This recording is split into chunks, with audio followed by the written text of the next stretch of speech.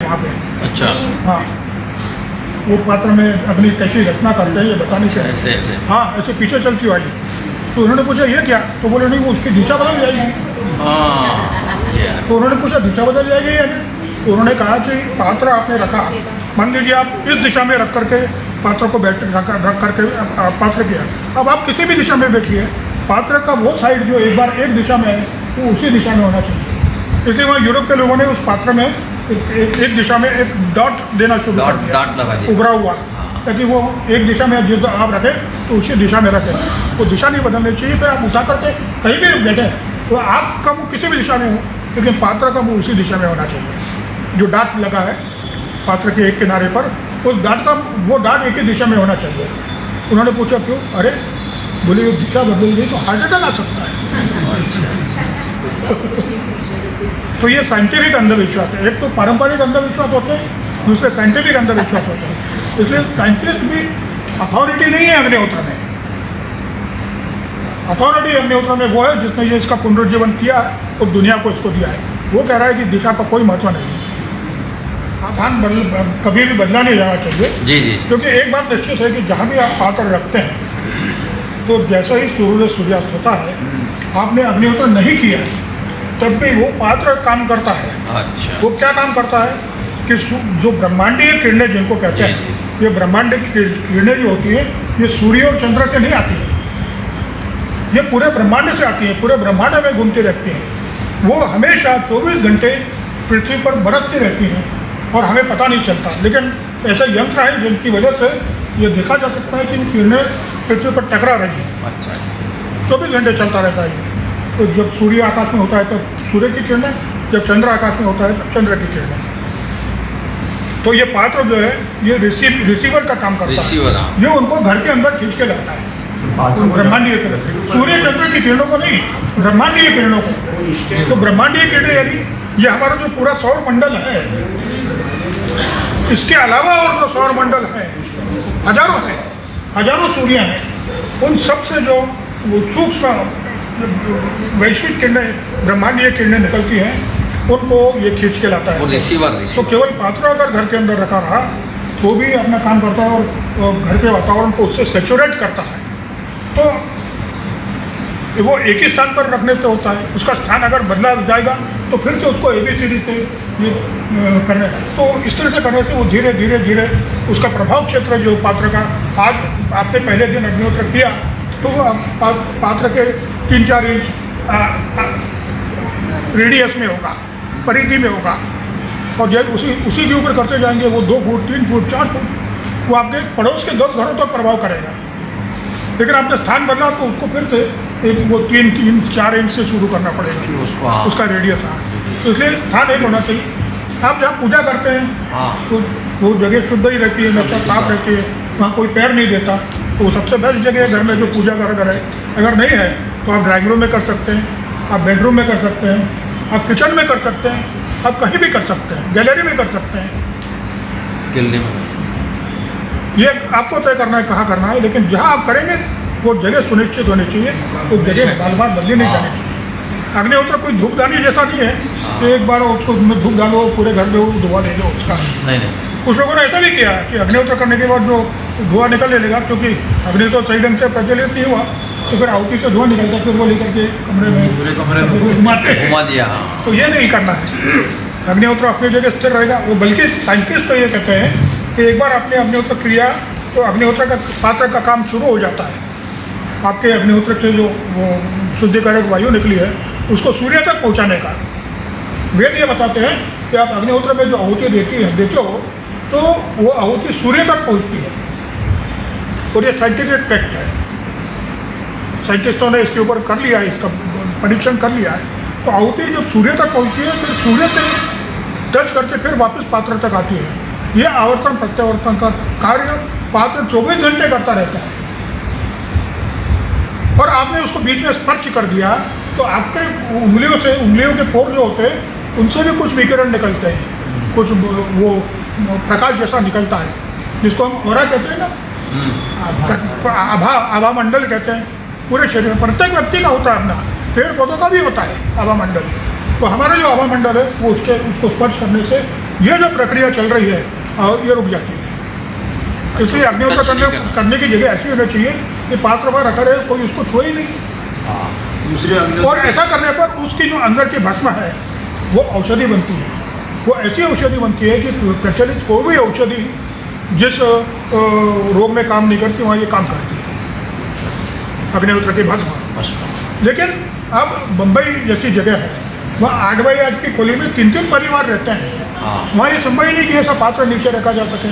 तो ठीक है भाई, अग्निहोत्र होती है उसको पात्र उठा करके ऊपर रखो वहाँ, लेकिन वो रख सकते हैं। लेकिन वो अग्निहोत्र अपना असर करेगा वहाँ पे। अग्निहोत्र की आहुति का जो मंत्र के उच्चारण हुआ, अग्निहोत्र आहुति समय पे आपने किया है तो उसका जो परिणाम उस घर में हो रहा है वो तो होगा, लेकिन ऊपर उसको छू करके ऊपर रख देने से वो उतना उसका मज़ा नहीं आ पाएगा, बस इतना ही। इफेक्ट थोड़ा सा कम होगा। हाँ, तो जिसके पास इतनी जगह है कि अग्निहोत्र पात्र एक स्थान पर स्थायी रूप से ढक सके, वो तो सबसे बेस्ट है। उसको तो मतलब ईश्वर का वरदान मिला है कि उसके बाद इतनी जगह है। लोगों के पास तो इतनी भी जगह नहीं है। कुछ लोग तो ऐसे हैं जो फुटपाथ पे रहते हैं, उनके पास तो कोई कमरा ही नहीं है, लेकिन वो भी अग्निहोत्र करते हैं मुंबई में। लेकिन साहित्य में बताया गया है कि अग्निहोत्र,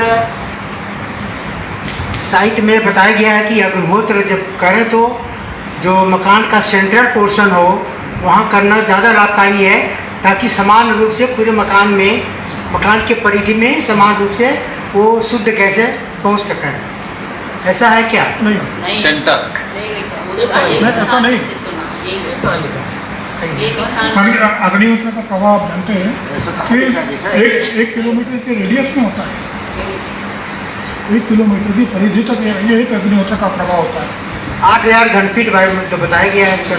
8000 घनफुट वायु, क्योंकि कमरे के अंदर किया है, जी बंद कमरे के अंदर। उस कमरे में इतना ही उसका उससे 10 गुना आकार होता था, वो उतनी फुट वायु होती। ये परीक्षण तो 8000 घनफुट जो एक स्कूल के क्लासरूम में किया गया है। उस क्लासरूम का जो आकार होगा उतनी उसके अंदर घनफुट वायु होगी, है ना। खिड़की दरवाजे सब सील कर दी गए, आपका तो अंदर कहना है कि जितना सेंटर कमरे का आकार है उतनी घनफुट वायु होगी। उस कमरे में 8000 घनफुट वायु थी, वो शुद्ध होगी। उस कमरे में 8000 घनफुट वायु थी तो पूरी की पूरी शुद्ध होगी। अगर उस कमरे में 50,000 घनफुट वायु होती तो वो भी शुद्ध हो जाती। इसमें जो लिमिट है 8000 घनफुट की, वो अग्निहोत्र की लिमिट नहीं है, वो कमरे की लिमिट है। कमरा ही 8000 घनफुट वायु उसमें समा सकती थी उस कमरे में। अगर बड़ा कमरा होता तो 18,000 भी हो सकती थी। अग्निहोत्र का प्रभाव 1 किलोमीटर के परिधि में पड़ता है। जहाँ आप अग्निहोत्र का पात्र रखा है उसके चारों ओर 1 किलोमीटर ऊपर और 1 किलोमीटर जमीन के अंदर ये अग्निहोत्र का प्रभाव क्षेत्र है, एक अग्निहोत्र का। और इसलिए आप तो कृषि वैज्ञानिक है। अग्निहोत्र से कृषि जब की जाती है तो खेत के बड़ा खेत है तो खेत के चारों कोनों में करना पड़ता है। मान लो 100-200 एकड़ का खेत है तो खेत के चारों कोनों में अग्निहोत्र करना पड़ता है। और 10-12 एकड़ का है तो खेत के बीच में करो, आराम से 1 किलोमीटर का रेडियस रहता है उसका अग्निहोत्र के प्रभाव क्षेत्र का। तो 10-12 एकड़ के खेत में अग्निहोत्र कृषि करने के लिए उस खेत के सेंटर में आप अग्निहोत्र करो। और बड़ा क्षेत्र है 100-200 500 एकड़ का, तो आप खेत के चारों कोनों में और बीच में जैसे 5 जगह अग्निहोत्र करो, अग्निहोत्र कृषि करने के लिए। तो साइंटिस्ट जो प्रयोग करेंगे वो लिमिटेड होता है, उनके साधनों का लिमिट होता है, उनके जो वो क्या कहते हैं हाइपोथेसिस जो कुछ भी, या उनकी सोचने की जो क्षमता होती है उसकी लिमिट होती है। अग्निहोत्र की कोई लिमिट नहीं, बहुत सीमित प्रभाव क्षेत्र है इसका। आप ये देखो कि पिरामिड के ऊपर से किसी भी हवाई जहाज को उड़ने की जरूरत नहीं दी जाती, क्योंकि जैसे वो पिरामिड के ऊपर पहुंचता है तो पिरामिड की जो शक्ति है जो आकाश में जाती है 1 किलोमीटर ऊपर तक, तो उसके सारे जितने यंत्र हैं जो डायल वगैरह सब बंद हो जाते हैं। इसी पिरामिड के ऊपर से हवाई जहाज उड़ाना मना है। वो पिरामिड इसकी नकल है अग्निहोत्र पात्र। अगर इसको उल्टा रखेंगे तो यहाँ घर के ऊपर से भी आपका हवाई जहाज नहीं उड़ सकता। अच्छा, लेकिन इसका आकार छोटा है इसलिए उसकी लिमिट भी कम है। मतलब ये किसी भी हालत में नुकसान नहीं करेगा। वो तो पिरामिड भव्य है बहुत, इसलिए उसका उतना असर होता है। तो अग्निहोत्र ये आपकी समझिए कि ये ऐसा साइंटिफिक हथियार है, अस्त्र है, शस्त्र है। तो आपने ये कहा ना कि अग्निहोत्र पुस्तक में ये हमारा अस्त्र और शस्त्र है इस दुनिया में सत्युग लाने का। लोगों के विचार बदलेंगे। आज आप ये देख रहे हैं सांप्रदायिक तनाव, एक दूसरे के प्रति अविश्वास, ये सब खत्म होगा। यदि 40 लोग एक साथ एक समय बैठ करके अच्छे विचार करें तो उसका परिणाम वहाँ के लोगों की अपराध की परिस्थिति के ऊपर होता है। तो आप सोचो कि अग्निहोत्र अगर वहाँ हो तो कितना उसका बड़ा प्रभाव होगा उसको। लेकिन उसको नापने के लिए साधन अभी अपने यहाँ नहीं है जो अमेरिका या पाश्चात्य देशों में है, लेकिन वहाँ ये देखा जा सकता है। लेकिन आज तो जो कम्युनिस्ट देश है रूस जैसे, वहाँ पे अग्निहोत्र के ऊपर परीक्षण चल रहा है। वहाँ पे उन्होंने पिरामिड के ऊपर परीक्षण किया कि एक ऐसा क्षेत्र जहाँ हर साल बाढ़ आती थी, भूकंप आते थे, हल्के भूकंप आते थे, बाढ़ आती थी, और वहाँ पे उन्होंने एक पिरामिड बनाया। तो कम से कम 100-150 फुट ऊंचा ऐसा पिरामिड बनाया। छोटा ही पिरामिड, वो मिस्र के पिरामिड की तुलना में वो पिरामिड बनाया। और उसके रिपोर्ट मेरे पास एक वीडियो है उसका, मेरे पास वहाँ पर साइंटिस्टों का। तो उन्होंने देखा कि ये जो बाढ़ आती थी वो हमेशा की तरह आई, लेकिन वो गांव जिसमें पिरामिड था वो पानी एक तरफ से और दूसरी तरफ से होकर के निकल गया। वो जगह बाढ़ से प्रभावित नहीं हुई। ऐसा नहीं कि वो जगह ऊंची थी, समतल भूमि थी। बाढ़ आई और बाढ़ का पानी बट करके दोनों साइड से निकल गया, वो जगह सुरक्षित थी। ये सिर्फ पिरामिड का प्रभाव है। तो ये देख करके उन्होंने और आगे ये किया कि और क्या अपन पिरामिड का प्रभाव कर सकते हैं। तो उन्होंने कहा कि वो पिरामिड जो बनाया उसके अंदर उन्होंने ये टाइल्स जो होते हैं जो फर्श के ऊपर लगते हैं, वो कम से कम 2-3 हज़ार टाइल्स रखे हैं। कितने दिन? 24 घंटे। तो फिर वो वहाँ की जो जेल है जहाँ पे सबसे खूंखार कैदियों को रखा जाता है, वो वाला जो सेल है, वो टाइल उन्होंने ले जाकर वहाँ लगा दी फर्श के ऊपर। उन कैदियों के व्यवहार में परिवर्तन हो गया। वहाँ तो पिरामिड भी नहीं था, पिरामिड के अंदर रखे हुए टाइल्स उन्होंने वहाँ ले जा करके लगाए। और वो अपराध के जो मात्रा थी उनके दिमाग में, जो जिसको कहते हैं हिंसक भावना, वो कम हो गई। काय की वजह से टाइल्स पिरामिड में रखे थे। फिर आप सोचो कि अग्निहोत्र भस्म क्या है इतनी ताकत होगी उसमें। तो इसलिए वो अग्निहोत्र भस्म वहाँ कम से कम पात्र में एक 12 घंटे तक बनी रहनी चाहिए। तो ये सारी ब्रह्मांडीय किरणों का, सूर्य चंद्र की आने वाली शक्तियों का उस भस्म के ऊपर असर होता है, तब वो भस्म औषधि बनती है। इसीलिए एक स्थायी जगह होनी चाहिए।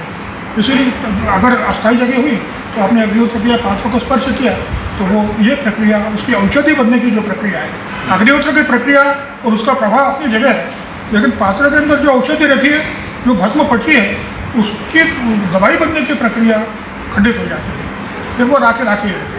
जैसे किसी ने साहब से पूछा था कि अग्निहोत्र करने के बाद जो राख बचती है उसका हम क्या करें? सामने कहा था बर्तन मांजो, तो राख ही है, उसका क्या करना है? लेकिन ये सब रिजल्ट उसके साइंटिस्टों ने देखे। जो जर्मनी में इसकी खोज हुई अग्निहोत्र भस्म का, तो वो अग्निहोत्र करते थे और खिड़की के बाहर उसको फेंक देते थे। उनका जो पीछे किचन गार्डन था उसमें खिड़की के बाहर कर देते थे कि भाई इकट्ठी हो जाएगी तो कहीं बढ़ा देंगे। तो वहाँ जो पौधे थे वो और जो किचन गार्डन में और जो पौधे लगे थे उनकी तुलना में बड़े होने लगे, ज़्यादा निरोगी होने लगे, उनके अच्छे फल आने लगे। तो उनको लगा ये सिर्फ अग्निहोत्र भस्म यहाँ फेंकने की वजह से हुआ है। फिर उन्होंने अग्निहोत्र भस्म पर रिसर्च किया। फिर वो अग्निहोत्र कृषि और अग्निहोत्र चिकित्सा, इसके ऊपर वो उस रिसर्च का वो रुख हो गया। तो इस तरह से अग्निहोत्र की भस्म की औषधि शक्ति की खोज है। ये ज़बरदस्त है अग्निहोत्र की भस्म। ये बच्चे जानते हैं इसको, छोटे छोटे बच्चे, जब कहीं खेलते समय चोट लग गई तो खून निकल रहा है, खुरच गया कहीं खून निकल रहा है, तो वो उनको मालूम है कि वो चुपचाप आकर के भस्म लगा के निकल जाते हैं। माँ बाप को पता ही नहीं चलता, वो जख्म ठीक हो जाती है। कोई डिटेल की ज़रूरत नहीं, कोई पट्टी की ज़रूरत नहीं, कोई दवा की ज़रूरत नहीं, केवल भस्म उसको ठीक कर देती है। गंभीर से गंभीर। हमारे यहाँ एक वो आते थे, ओम प्रकाश शर्मा, एक उज्जैन के निवासी थे, हमारे आते थे। और यहाँ भोपाल में VIP गेस्ट हाउस में उस समय एक PWD के इंजीनियर रहते थे, भादरा उनका नाम था। तो वो अग्निहोत्र भस्म और अग्निहोत्र से आई ड्रॉप ये बना करके देते थे लोगों को। तो वो ओम प्रकाश जी वहाँ उधर घाटी आ रहे थे VIP गेस्ट हाउस के पास, तो उनकी जो स्कूटी पर वो आ रहे थे स्कूटी फिसल गई और उस तरफ गड्ढे पत्थर चट्टाने थी, तो जाकर के उधर फेंका गया, पूरे शरीर पे चोट है खून।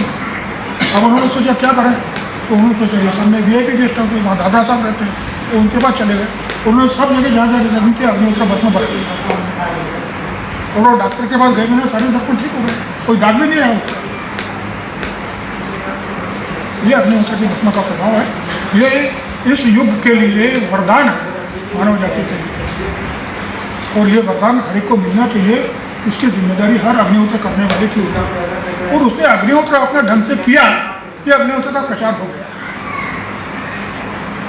अग्निहोत्र ढंग से किया मतलब आप सोचते हैं कि हम अग्निहोत्र घर में करेंगे तो प्रचार हो जाएगा, नहीं, अग्निहोत्र आपका व्रत बनना चाहिए। फिर क्या है कि आप कहीं बाहर गए, अपना 5-6 साथ लेके गए वहाँ अग्निहोत्र किया, अपने आप लोग उसको अग्निहोत्र के वातावरण को अनुभव करेंगे, पूछेंगे ये क्या है आपसे, ये क्या किया आपने बताइए। क्यों ऐसा पूछेंगे? क्योंकि आप बाकी दूसरे कर्म करते रहते, कोई आकर के पूछता नहीं क्या, लेकिन अग्निहोत्र से उनको रिलैक्सेशन मिलता है प्रदूषण से, चिंताओं से, इसलिए वो पूछते हैं कि आपने क्या किया हमें बताइए। आप उनको बताते तो वो पूछेंगे कि कहाँ मिलेगा, हम भी करना चाहते हैं। ये देखिए ना इसका प्रभाव, जो अपने घर में केवल अग्निहोत्र करते हैं, बाहर जाकर के कुछ नहीं करते और अग्निहोत्र में नागा होने देते हैं, तो इसको करके देते आपको पता चलेगा कि अग्निहोत्र खुद अपना प्रचार करता है। अच्छा, इसको बाहर भी ले जा सकते हैं? हाँ, बाहर में ले जा सकते हैं। आप कार से गए तो आप कार में पीछे डिक्की में कंडे 2-4 मैंने एक दिन के लिए गए, उसके हिसाब से वहाँ का टाइम टेबल आप निकाल सकते हैं। आपके पास वो ऐप है अग्निहोत्र की, किसी भी भारत के किसी भी शहर का टाइम टेबल उसमें साल भर का मिल सकता है। तो वो दूसरा एक घी की शीशी रखनी, पात्र रखना है तांबे का, और क्या है। आप शेविंग का सामान रखते हैं, साबुनदानी रखते हैं, ब्रश रखते हैं, उससे कम सामान में कम जगह में ये सब आ जाता है। बाहर जाए तो अपना पात्र साथ ले जाए, बाहर अग्निहोत्र करें। कुछ लोग तो ये चाहते हैं कि सुबह का अग्निहोत्र हम घर में करते हैं, तो शाम को कभी कभी ऐसा हो जाता है कि ऑफिस की छुट्टी नहीं होती, तो ऑफिस में अग्निहोत्र करते हैं अपने।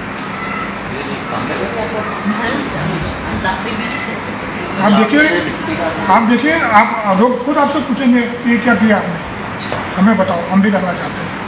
तो अग्निहोत्र अपने अग्निहोत्र का आचरण यही सबसे बड़ा प्रचार है, और हर एक अग्निहोत्री ये प्रचारक है, इसलिए उसका आचरण परफेक्ट होना चाहिए। उसने ऐसा कुछ नहीं करना चाहिए जिससे अग्निहोत्र के बारे में भ्रम फैले कि अग्निहोत्र में ये भी करना पड़ता है। नहीं, अब देखिए कि जैसे महिलाएं घरों में कंडे जलाती हैं, भैंस के गोबर के नहीं, गाय के गोबर के, समझिए। परंतु जी जो विदेशों में जिन्होंने अग्निहोत्र का प्रचार किया, उन्होंने उनके पास रूस के, जर्मनी के सब साइंटिस्ट आए। ये जो अभी मैंने पात्र का वो डॉट वाला बताया था, वो भी जर्मनी का ही साइंटिस्ट है। तो उस समय उन्होंने कहा था कि ऐसा है कि अग्निहोत्र के लिए और रिसर्च करने के लिए साइंटिस्ट को योगी होना पड़ेगा, तभी वो उसको सही ढंग से अग्निहोत्र को समझ सकता है और अग्निहोत्र का परीक्षण कर सकता है। अगर साइंटिस्ट जब तक योगी नहीं होगा तब तक वो अग्निहोत्र के ऊपर एकांगी ही परीक्षण कर सकता है और एकांगी रिजल्ट ही दे सकता है। योगी होने से उसको इन भौतिक वस्तु के तत्वों की परे की जो दुनिया है उसका परिचय होगा, और तब वो बता सकेगा कि अग्निहोत्र से क्या परिणाम होता है। तो इसलिए मैंने कहा कि अभी साइंस जो है बाल्यावस्था में, और ये जो साइंस है ये टाइम टेस्टेड है, लाखों वर्षों का ऋषि मुनियों ने आजमाया हुआ, लाखों वर्षों से टाइम टेस्टेड है। और वो जो कह रहे हैं वो टाइम टेस्टेड नहीं है, वो एक ही व्यक्ति का परीक्षण हो सकता है। जो रिसर्च रिजल्ट आपने देखा SOS वो जितना है, और कितना परीक्षण हुआ इसके, एक ही हुआ ना वो, और ज़्यादा तो कोई भी साइंटिफिक परीक्षण। मैं तो ये कहता हूँ कि अभी तक इस दुनिया में अग्निहोत्र कृषि के ऊपर, ये कृषि के साइंटिस्ट हैं, ये अग्निहोत्र चिकित्सा के ऊपर, ये अग्निहोत्र के पर्यावरण पर पड़ने वाले प्रभाव के ऊपर जितने भी परीक्षण हुए वो केवल हाइपोथेसिस है, साइंटिफिक परीक्षण एक भी नहीं है। क्योंकि साइंटिफिक परीक्षण उसको कहते हैं कि एक साथ भारत, जर्मनी, चाइना, जापान सब जगह एक साथ एक ही परीक्षण हो, वो लगातार 10-20 साल तक हो, और उसके जो रिजल्ट निकलेंगे उसको अपन साइंटिफिक परीक्षण कहते हैं। एक परीक्षण आपने कर लिया और रिजल्ट बता दिया कि ये साइंटिफिक परीक्षण नहीं है, ये आपका मतलब हाइपोथेसिस है कि ऐसा हो सकता है, लेकिन ऐसा ही होता है ये कहने के लिए 10-20 साल परीक्षण करने के बाद भी कोई साइंटिस्ट तैयार नहीं होगा कि ऐसा ही होता है, क्योंकि वो आजकल जो नया वो निकला है ना कि अनिश्चितता का सिद्धांत, साइंस ऑफ क्या तो अंग्रेजी नाम याद नहीं आ रहा। हाँ अनसर्टेनिटी नहीं है उसका, और कुछ नाम है। तो वो मतलब किसी के बारे में वो मैक्स प्लैंक नाम के साइंटिस्ट है, उन्होंने बताया हुआ है कि आप ये नहीं कह सकते कि इसका परिणाम ये भी होगा, ये भी हो सकता है और ये भी हो सकता है। ये आधुनिक साइंस कह रहा है कि आप किसी भी बात किसी भी परीक्षण के बारे में, किसी भी भौतिक वस्तु के बारे में आप निश्चित रूप से ये नहीं कह सकते कि यही है, वो नहीं भी हो सकता है।